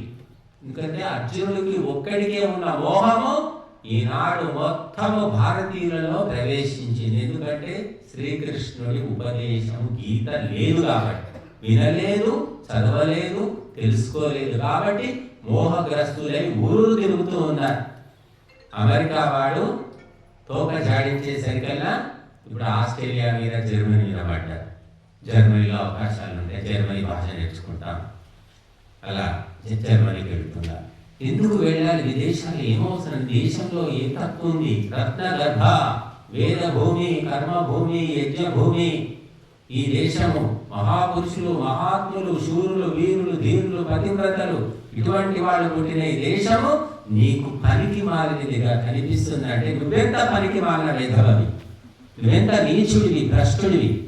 కాబట్టి ఈ భ్రష్టులు, నీచులు అవసరం లేదు. ఈ దేశానికి వెళ్ళిపోవచ్చు. విదేశాలు, ఈ దేశంలో మట్టి, ఈ దేశంలో గాలి, ఈ దేశంలో నీరు ఎంత పవిత్రము. చిట్ట చివర చనిపోయే క్షణంలో కూడా మరి ఈ దేశంలోనే చనిపోవాలి అని కోరుకున్న మహాపురుషులు. అటువంటి ఈ దేశము నీకు పనికిరానిది అయిపోయిందంటే నువ్వు ఎటువంటి చదువులు చదువుతున్నావు, ఎటువంటి పెంపకంలో ఉన్నావు. ఏ దేశంలో కూడా ఈ దేశంలో పుట్టినంత మంది మహాపురుషులు, ఋషులు, వీరులు, శూరులు, పతివ్రతలు పుట్టలేదు. ఒక్క ఈ దేశంలో లెక్కకు పెట్టలేమన్నమాట. మహర్షుల పేర్లే మీరు లెక్క పెట్టలేరు. 1000, 5000, 10,000, 1,00,000 ఎంతమంది మహర్షులు మన పేర్లు. కశ్యపుడు, కణ్వుడు, మరి విశ్వామిత్రుడు, వశిష్ఠుడు, ఇలా లెక్క పెట్టుకుంటూ పోతే బోలెడు మంది ఉన్నారు మహర్షులు. క్రైస్తవులకు ఎంతమంది ఉన్నారు? మహమ్మదీలకు ఎంతమంది ఉన్నారు? ఎవరు లేరు. అయినా వాళ్ళు ధైర్యంగా ఉన్నారు. మనకు అందరూ ఉన్నా కూడా అంగట్లో అన్నీ ఉన్నాయి, అల్లు నోట్లో శని అన్నట్టుగా నేను ఎట్లా బతుకుతాను, నేను బతుకుతానా లేదా, నాకు పెళ్ళి అవుతుందా లేదా, పెళ్ళైనా ఆమె ఎన్ని రోజులు ఉంటుందో, వెళ్ళిపోతుందా, ఉద్యోగం ఇది వస్తుందో రాదో, వచ్చినా ఉంటుందా లేదా, ఇట్లాంటి అన్ని చెత్త ఆలోచనలు తప్ప హిందువులకు పాజిటివ్ థింకింగ్ అనేది నాడు కనిపించడమే లేదు. ఎవడో రావాలి, ఎవడో ఉద్యోగం ఇచ్చినట్టు బతికించాలి అనే ఆలోచనలతోటి సతమైపోతున్నారు. పెళ్లి కాదు అయితే సంతానం కాదు, సంతానం అయితే ఆ సంతానం రోగగ్రస్తులు, చేత కాదు, ఓపిక లేదు, అటువంటి సంతానం అంటూ ఉన్నారు. ఎందుకంటే ధర్మోపదేశం ఎవరు వింటారో వారు మానసికంగా దృఢమవుతారు, స్థిరమవుతారు. అటువంటి వారికి సంతానం కూడా ఉత్తములే పుడతారు, బుద్ధిమంతులు పుడతారు. ఎవరికి ధర్మోపదేశం లేదు, కేవలం తినాలి, తాగాలి, తిరగాలనేటువంటి ఆలోచనలే ఉంటాయో వాడు పెళ్లి చేసుకుంటే పుట్టేవాడు ఎవరు అంటే థర్డ్ క్లాస్. వాడు పుట్టి ఏం చేస్తాడంటే తినడము, సంపాదించుకోవడం, బతకడం తప్ప కనీసము తల్లిదండ్రికి కూడా వాడు అన్నం కూడా పెట్టాడు. ఉన్నవన్నీ దోచుకోవడమే. కనుక ఆ ఉత్తమ సంకల్పాలతో ఎవరు ఉంటారో వాళ్ళకు ఉత్తమ సంతానం ఏర్పడుతుందని చెప్పారు. ఇంకా ఈనాడు ఉత్తమ సంకల్పాలు లేవు. నా కడుపు మాడినా సరే ఊరంతా చల్లగా ఉండాలి, 10 మంది పచ్చగా ఉండాలని ఆలోచించేవాడు ఒకప్పుడు. ఇప్పుడు ఊరంతా నాశనమైనా పర్లేదు, నా పొట్ట నిండాలి, నేను ఇంకా రెండంతస్తులు కట్టుకోవాలని అటువంటి చెత్త ఆలోచనలు చేస్తున్నారు. కాబట్టి ఈ చెత్త సంతానం వస్తూ ఉన్నారు. వీళ్ళు భారతదేశాన్ని ఉద్ధరించే వాళ్ళు కాదు, తమను తాము కూడా ఉద్ధరించుకోలేరు, విదేశాలకు ఇంగిలి విస్తరాకులాగా వెళ్ళిపోతూ ఉన్నారు. కాబట్టి భారతదేశము చాలా భయంకరమైన పరిస్థితుల్లో ఉంది. వివేకానందుడు ఎక్కడో పుట్టి భారతదేశంలో పుట్టి విదేశాల్లో వెళ్ళి గొప్పతనాన్ని చాటి చెప్పాడు. కానీ మనం ఏళ్ల తరబడి విదేశాల్లో ఉంటున్నారు, నీకు దేశం గొప్పతనము తెలియదు, ఆ విదేశీయులకు ఏమైనా చెప్తున్నావా అంటే అది చెప్పే తెలివి కూడా లేదు. కాబట్టి మన దేశానికి 200 ఏళ్ళు పరిపాలించారు విదేశీయులు. ముస్లింలు 1000 ఏళ్ళు అవుతుంది మన దేశానికి వచ్చి. అదే టోపీ, అదే గడ్డం, అదే కుర్తా పైజామా అలాగే ఉన్నారు వాడు. మనం ఇంగ్లీషు వాడు 200 ఏళ్ళు పరిపాలించాడో లేడో, మొత్తం ధోతి పోయింది, కడువా పోయింది, అన్నీ పోయినాయి. ప్యాంటు షర్టు ఈ రెండు లేకుంటే నిద్ర కూడా పట్టదు, నిద్ర పోతే కూడా వేసుకొని పడుకోవాల్సిందే. అటువంటి భయంకరమైన మానసిక బానిసత్వంలో హిందువులు ఉన్నారు. నేను ఉస్మానియా యూనివర్సిటీ ఆర్ట్స్ కాలేజీలో సంస్కృతం చదువుకునేవాడు. మాకు కొంచెం దూరంలో అరబీ డిపార్ట్మెంట్, ఉర్దూ డిపార్ట్మెంట్ ఉండేది. ఒక డిపార్ట్మెంట్లో 30 మంది స్టూడెంట్స్ ఉంటారు, అంతకంటే ఎక్కువ ఉండవు సీట్లు. అప్పుడు 30 ఏళ్ల కింద సంగతి. అప్పుడు మా సంస్కృతం క్లాస్లో ఎంఏ అందరూ కూడా ప్యాంట్లు షర్ట్లు అన్ని వేసుకొని వచ్చేవాడు. అక్కడ ఉర్దూ కానీ అరబ్బు కానీ వాళ్ళు టోపీలు, గడ్డాలు, కుర్తా పైజామా తప్ప వేరే డ్రెస్ లేదు. అంటే మీరు ఆలోచించండి, మనం ఎంత బానిసత్వంలో ఉన్నామని. కట్టు, బొట్టు, జుట్టు అన్నీ కూడా బానిస లక్షణాలు. ఆంగ్లేయుడు పోయి 200 ఏళ్ళు పోయి 75 ఏళ్ళు అవుతుంది అనుకుంటే, 75 ఏళ్ళకి వచ్చింది. అయినా కూడా ఆ డ్రెస్ కానీ వదిలిపెట్టుకోలేకపోతున్నాం. ఎందుకంటే ధర్మ ఉపదేశం లేదు. వచ్చామా, దండం పెట్టుకున్నామా, పోయామా, అయిపోయింది అంటే. ఈ ఉపదేశం విన్నప్పుడు, బుద్ధి శుద్ధి అయినప్పుడు కర్తవ్యం అనేది తెలుస్తుంది. నేనేం చెయ్యాలి, నేనేం చేస్తున్నాను, ఇది సరైంది కాదు, ఇది మార్చుకోవాలి అనే ఆలోచన అప్పుడు వస్తుంది. వచ్చాం పోయాం, దండం పెట్టుకున్నాం, చుట్టూ తిరిగాం, బొట్లు పెట్టుకున్నాం, దీనివల్ల ఏమిటి? కాబట్టి గురూపదేశము ఎప్పుడైతే ఆగిపోయిందో, గురూపదేశం ఎప్పుడైతే నెతికెక్కలేదో, అప్పుడు జీవితాలన్నీ భయంకరంగా మారిపోయాయి. లక్షలు కోట్లుండి కూడా కుక్క బతుకుతున్నారు, చావలేక బతుకుతున్నారు, ఎవడు గతి లేక చూసేవాళ్ళు లేక బతుకుతూ ఉన్నారు చాలా మంది. కాబట్టి ధర్మోపదేశం అనేది చాలా గొప్ప విషయము. ఒక అర్జునుడికి కృష్ణుడు చెప్పిన ఉపదేశము ఈనాడు ఎంతో మందికి ఉపయోగపడుతూ ఉంది, తెలుసుకుంటే, మార్చుకుంటే. కాబట్టి మనము ఎప్పుడో కూడా అన్నము ఒక పూట తిన్నా పర్వాలేదు, నీళ్లు 4 గ్లాసులు తాగినా పర్వాలేదు, కానీ ఆలోచన మాత్రము ఎప్పుడు గొప్పగా ఉండాలట. గొప్ప ఆలోచనలు చేయండి. ఆనో భద్రాహ కృతవోయంతు విశ్వతః అని చెప్పారు. అన్ని వైపుల నుండి మంచి ఆలోచనలు స్వీకరించండి అని చెప్తుంది వేదం కూడా. చెడ్డ ఆలోచనలు ఎప్పుడు చేయకూడదు. కాబట్టి మంచివాడు సీతమ్మ, రాముడు ఎందుకు దేవతలయ్యారు, పూజిస్తున్నామంటే వాళ్ళ జీవితంలో ఎప్పుడూ కూడా చెడ్డగా ఆలోచించలేదు. కైకేయి గురించి చెడ్డగా ఆలోచించలేదు రాముడు, దశరథుని గురించి చెడ్డగా ఆలోచించలేదు. సీతమ్మ కూడా కైకేయిని తిట్టాలి కదా, మరి నా భర్తను అడవికి ఎందుకు పంపిస్తున్నాను గొడవ పెట్టుకుందా సీతమ్మ? చెప్పండి. పోయిన తర్వాత అడవిలో 14 ఏళ్ళు ఉన్నారు. అప్పుడైనా ఏదో ఒక సందర్భంలో నా చిన్నత్త అవుతుంది కదా కైకేయి, చిన్నత్త దరిద్రంని నన్ను ఇట్లా అడవికి పంపింది, నా భర్తను పంపింది, నా ఉసురు పోసుకుంది అని ఏమైనా అనిందా? అసలు ఎక్కడ ఒక్కసారి కూడా మాట తీసినట్టు మనకు అనిపించదు. కాబట్టి అందుకే వాళ్ళు దేవతల, వాళ్ళ సంగతి పక్కన పెట్టండి. సీతమ్మ లంకలో సంవత్సరం పాటు అశోకవనంలో ఉంది. మరి తర్వాత ఆ రావణ సంహారం జరిగిన తర్వాత రాక్షస స్త్రీల మీద పగ తీర్చుకోలేదు, అలా మండోదరిని కూడా హింస పెట్టలేదు, ఎవరిని ఆమె ఒక మాట అనలేదు, బాధ పెట్టలేదు. అందుకే దేవతలు అంటారు వాళ్ళని. ఇప్పుడు తమకు చెడు చేసినప్పటికీ కూడా మళ్ళీ చెడు చేద్దాము అనే ఆలోచన లేకుండా ఉన్నారు కాబట్టి వాళ్ళని దేవతలుగా మనం పూజిస్తున్నాం. ఆ లక్షణాలు ఎన్నో కొన్ని మనకు రావాలని, కానీ ఉన్న లక్షణాలన్నీ పోతూ ఉన్నాయి. మరి ఏమిటో విచిత్రం. పూజ సరిగ్గా జరగడం లేదా, ఆ సంకల్పం సరిగ్గా లేదా, సంస్కారం సరిగ్గా లేదా మనకు తెలియదు. కానీ సీతారాముల యొక్క జీవితము ఒక్కటి చాలని అడిగితే, మాకు వేదాలు తెలియదు, ఉపనిషత్తులు తెలియదు, భగవద్గీత తెలియదు, ఏది తెలియకపోయినా సీతారాముల కథ తెలుసుకొని ప్రతి స్త్రీ, ప్రతి పురుషుడు, ప్రతి భార్య, ప్రతి భర్త వాళ్ళను ఆదర్శంగా పెట్టుకొని అనుసరిస్తే ఈ పోలీస్ స్టేషన్లు అవసరం లేదు, కోర్టులు అవసరం లేదు, పంచాయతీలు అవసరం లేదు, ఏది అవసరం లేదు. కుటుంబం శాంతి నిలయం అవుతుంది. కుటుంబం శాంతి నిలయం అయిన తర్వాత గ్రామం అంతా కూడా స్వర్గం అవుతుంది. ఒకప్పుడు అలా ఉండేది. మరి ప్రతి భార్య, ప్రతి భర్త పొద్దులేస్తే సీతారాములు సీతారాములు అడుగడుగున వాళ్ళ పేరే పాట పాడితే, ఆరతి ఇస్తే, బతుకమ్మ పాడితే, దంపుళ్ళ పాట పాడితే, కోతల పాటలు పాడితే ప్రతి దాంట్లో సీతారాములే. చూడండి వాళ్ళ పేరు మీద ఎన్ని పాటలు ఉన్నాయి.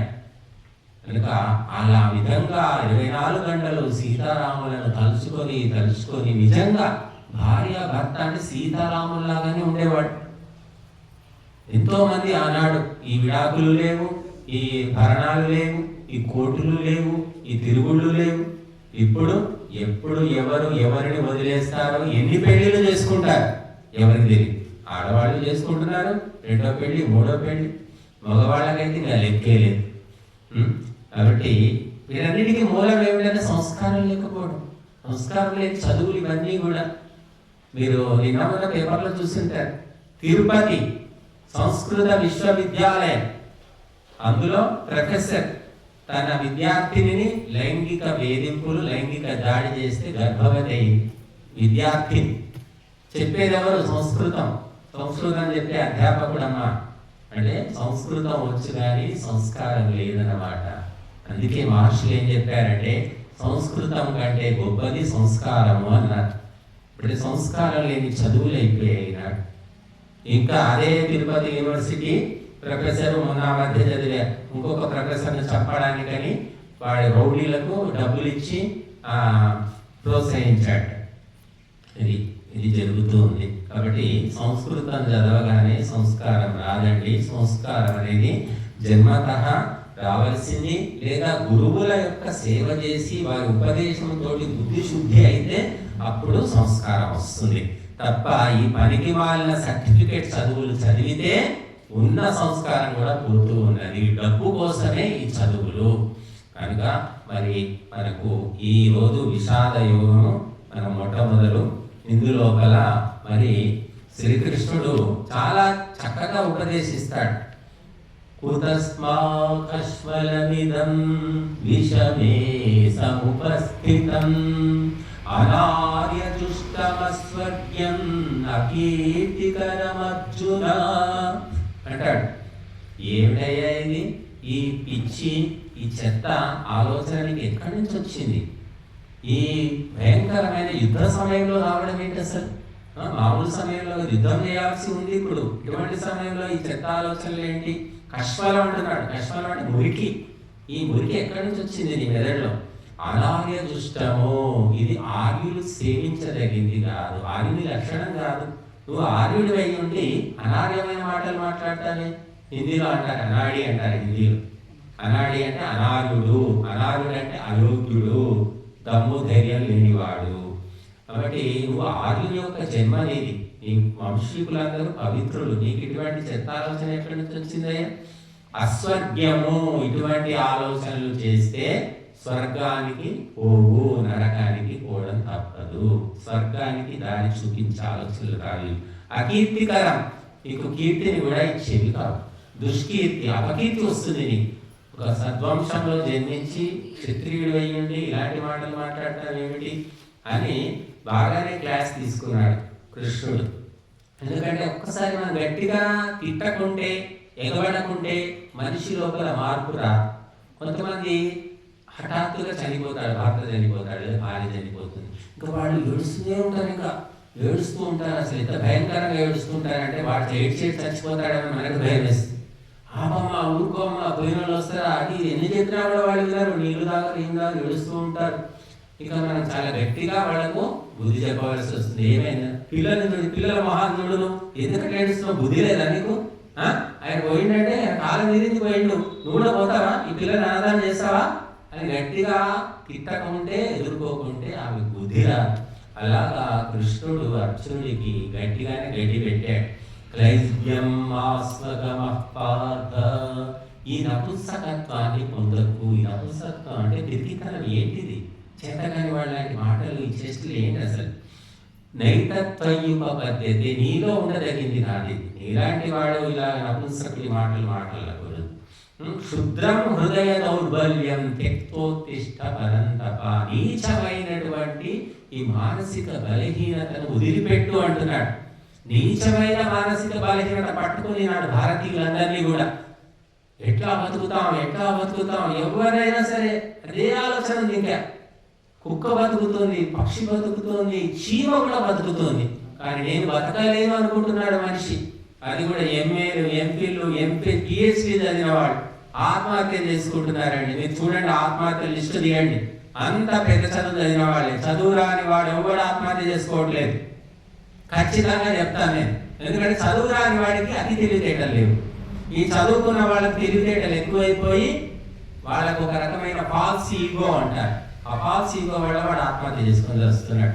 అలాగే అర్జునుడికి కూడా తెలివితేటలు ఎక్కువైపోయి ఇటువంటి ఆలోచనలు చేస్తున్నాడు. కాబట్టి క్షుద్రం హృదయ దౌర్బల్యం, నీచమైన ఈ మానసిక బలహీనత, దౌర్బల్యం వదిలిపెట్టి ఉత్తిష్ట, లేచి నిలబడు, నడుం కట్టు, యుద్ధం చేయి అని చెప్తున్నాడు. మరి ఈనాడు కూడా మన చుట్టూ దుష్ట శక్తులు, అధార్మిక శక్తులు, దేశ ద్రోహులు, ధర్మ ద్రోహులు వందలు వేల మంది నిరంతరం కుట్రలు కుతంత్రాలు చేస్తున్నారు. మనం ఏం చేస్తున్నామంటే హలీం తిందామా, బిర్యానీ తిందామా, సమోసాలు తిందామా, చాయ్ తాగుదామా, కూల్ డ్రింక్ తాగుదామా, పోయి ఫామ్ హౌస్లో పోయి అక్కడ ఉందామా, ఈ పార్టీ చేసుకుందామా, ఈ ఆలోచనలో ఉన్నారు హిందువులంతా కూడా. కానీ దుష్ట శక్తులను గుర్తించి వాళ్ళని నిర్మూలించడానికి నా వంతు నేనేం చేయాలి అని ఎవరు ఆలోచించడం లేదు. భోగ విలాసాల లోపల మునిగి తేలిపోతూ ఉన్నారు. కనుక కృష్ణుడి ఉపదేశము ఈనాటికి కూడా ప్రాసంగికమే, అవసరమే మనకు. కాబట్టి ఈ బుద్ధికి పట్టినటువంటి బూజు దులిపేసుకుంటే ఈ మానవ జీవితమే ఎంతో నందనవనం లాగా అనిపిస్తుంది. మనం మనసులో ఎప్పుడైతే పాజిటివ్ థింకింగ్ వస్తుందో మనకి ఎప్పుడూ సుఖము, సంతోషము, ఆనందం తప్ప ఇంకేమి అనిపించదు. వస్తువులు వస్తుంటాయి, పోతుంటాయి, వాహనాలు వస్తుంటాయి, పోతుంటాయి, బంధుమిత్రులు వస్తుంటారు, పోతుంటారు. వీటన్నిటికీ అతీతంగా నీ మనస్సు ఎప్పుడైతే ధర్మాన్ని తెలుసుకుంటుందో, కర్తవ్యాన్ని తెలుసుకుంటుందో అప్పుడు ఎటువంటి ఒడిదొడుకులు నీకు ఉండవు. స్థిరమైన బుద్ధితోటి జీవితంలో సాగిపోతాం. కాబట్టి నీవు ఈ నపుంసకత్వం, క్లైబ్యం అంటే క్లీబత్వం అంటే థర్డ్ జెండర్ అంటారు ఇంగ్లీష్లో. నపుంసకత్వం ఇది వదిలిపెట్టు, దీన్ని పొందకూడదు, నీలాంటి ఉత్తమ వంశ సంజాతులు పొందకూడదు అని గట్టిగా ఆయనకు కౌన్సిలింగ్ చేస్తున్నాడు శ్రీకృష్ణుడు. కనుక మన జీవితంలో మనం కూడా ఎంతో మంది బాధలు, కష్టాలు, ఇబ్బందుల్లో, కొంతమంది ఈ మధ్య లవ్ జిహాద్ అని, నేను వాడిని ప్రేమిస్తాను, వాడిని పెళ్లి చేసుకుంటాను అని చెప్పేసి మొండి చేసి ఉంటారు. అటువంటి వాళ్లకు కొంచెం మొండి ఘటాలను తగిలిస్తే వాళ్ళు కౌన్సిలింగ్ చేస్తారన్నమాట. చేసి గట్టిగా ఈ మన లక్ష్మణబాబు కొంతమంది చూసి ఉండొచ్చు అలాంటి వాళ్ళని. కాబట్టి వాళ్ళు ప్రేమ అనే మైకంలో పడిపోయి ఇక్కడే నా జీవిత సర్వస్వం, ఇతన్నే చేసుకుంటానంటారు. వాడు ఎందుకు పనికిరాని వాడు, ఒక గవ్వకు కూడా కొరగాని వాడు, ఉద్యోగం లేదు, చదువు లేదు, ఏమీ లేదు, ఆటో తోలుకోవడమో లేకపోతే ఏదో తాగి తిరగడమో ఇలాంటి పనులు చేస్తూ ఉంటారు. వాడిని ఇష్టపడతారు అమ్మాయి. ఇక వాడి మాయాజాలం నుంచి అమ్మాయిని వదిలిపెట్టించాలి, విడగొట్టాలి అంటే తీవ్రమైనటువంటి కౌన్సిలింగ్, దాడి చేయవలసి ఉంటుంది. మామూలు మాటలకు అమ్మాయిలు వినరు. చాలా భయంకరంగా మాట్లాడితే దిగొచ్చు ఆ దయ్యం, లేదా అసలు దిగకపోవచ్చు, అది కూడా మనం చెప్పలేం, గ్యారంటీ. ప్రయత్నం మాత్రం చేయాలి. అలాగే ఎంతో మంది అమ్మాయిలు మాయ మాటలతోటి మరి మోహంలో పడిపోయి జీవితాన్ని నాశనం చేసుకుంటున్నారు. నా జీవితంలో నాకు ఎంతో కుటుంబాల్లో నేను చూస్తున్నా, మా కళ్ళ ముందు పుట్టి పెరిగిన అమ్మాయి 16, 17, 18 ఏళ్ళు రాగానే వాడు మేజర్ కదా, మేజర్ అయ్యిందో లేదో తెల్లారే పోయి లవ్ మ్యారేజెస్ చేసుకుంటున్నారు రిజిస్టర్ ఆఫీసులో. అప్పటిదాకా మరి ఏం చేస్తున్నాం, ఇవన్నీ లవ్ ఎఫైర్ కార్యక్రమాలు జరుగుతూ ఉంటాయి. తల్లికి తెలియదు, తండ్రికి తెలియదు. కాబట్టి జీవితం అంతా అలా నాశనం చేసుకుంటూ ఉన్నారు. కాబట్టి ముందే తెలిస్తే మనం ఎంతో కొంత కౌన్సిలింగ్ చేయగలము. అలాగా శ్రీకృష్ణుడు అర్జునుడికి చాలా తీవ్రమైన భాషలో, ఇంకా ఇది తిట్లే నిజానికి, ఇది ఎంత తిడుతున్నాడు చూడండి, ఎంత భయంకరంగా తిడుతున్నాడు. కాబట్టి మనం ఏదో సంస్కృతంలో శ్లోక రూపంలో చదువుతున్నాం కానీ నిజానికి వాటిని అనువాదం చేసుకుంటే తిట్లు భయంకరంగా ఆయన కౌన్సిలింగ్ చేస్తే అప్పుడే ఆయన బుద్ధి వచ్చిందంటే రాలేదు. వస్తే ఈ 17 అధ్యాయాలు ఎందుకు చెప్పేది, లేక 17 అధ్యాయాలు చెబితే కానీ బుద్ధి రాలేదు. మరి మనకు ఉత్తమ వంశ సంజాతుడు, అది కూడా కలియుగం యొక్క ప్రథమ పాదంలో చెప్పాడు. ఇంత అధర్మం అప్పుడు లేదు. మరి ఆ అర్జునుడు కూడా విద్యావంతుడు, జ్ఞానవంతుడు, గురుజనులను సేవించిన వాడు. ఏదో మోహం వచ్చింది, 17 అధ్యాయాలు చెబితే మోహం తొలగిపోయింది. కానీ మనం పుట్టడమే మోహంతో పుట్టాం, పుట్టడమే కలియుగంలో పుట్టాం. మన చుట్టూ కూడా దుష్ట శక్తులే ఉన్నారు, ధర్మ ద్రోహులే ఉన్నారు. మన మనసుకు పట్టిన మోహం పోవాలంటే ఈ భగవద్గీత ఈ 18 అధ్యాయాలు 18 సార్ల, 1800 సార్ల, 18,000 సార్లు చదివితే పోతుందా మనకు తెలియదు. కానీ చదవాలి, వినాలి, తెలుసుకోవాలి. అప్పుడే మనకు ఈ మోహం అనేది నశిస్తుంది. ధర్మం యొక్క దివ్య సందేశము మనకు అవగతం అవుతుంది. కాబట్టి మీరందరూ కూడా ఇక్కడ కొంతమంది మరి దీక్ష తీసుకున్నారు. మీరు రావాలి తప్పకుండా అని ఆలోచించండి. ఎక్కడ అవకాశం దొరికితే మానుకుందామని ఆలోచించకండి. తప్పకుండా వచ్చి తీరాలి అనుకుంటే భగవంతుడు ఆటంకాలను తొలగిస్తాడు. మనలో సంకల్ప శక్తిని బట్టి దైవ సహాయం కూడా ఉంటుంది. ఇట అట అట ఇట అని ఆలోచిస్తే ఎటు కాకుండా పోతాం. కాబట్టి తప్పనిసరిగా నేను పాల్గొంటాను, 600 సరే అని మనసులో అనుకుంటే దైవ సహాయం కూడా లభిస్తుంది. కాబట్టి మీరందరూ పాల్గొని ఈ కార్యక్రమాన్ని జయప్రదం చేస్తారని, మీ జీవితాలను కూడా శాంతిమయం చేసుకుంటారని ఆశిస్తున్నాను. ఓం శాంతి.